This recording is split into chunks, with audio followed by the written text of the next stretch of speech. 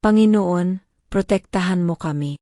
Sa ngalan ng Ama, ng Anak, at ng Espiritu Santo. Amen.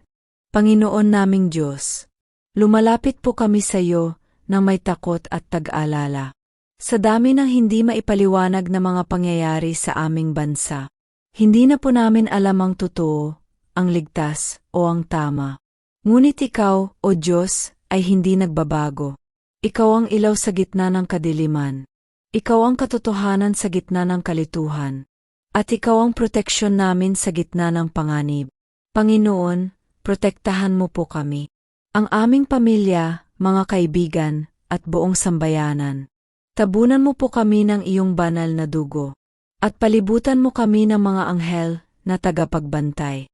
Ilayo mo po kami sa kasamaan, sa panlilinlang, sa karahasan, at sa espiritual na panganib. Buksan mo ang aming isipan at puso, upang makilala namin ang mabuti sa masama, at makapanindigan kami sa tama kahit mahirap. Panginoon, ikaw ang aming sandigan. Sa mga bagay na hindi namin maintindihan, turuan mo kaming magtiwala sa iyo ng lubos. Sa iyo po ang lahat ng papuri. Sa ngalan ni Jesus na aming tagapagligtas. Amen. Sa ngalan ng Ama, ng Anak, at ng Espiritu Santo. Amen.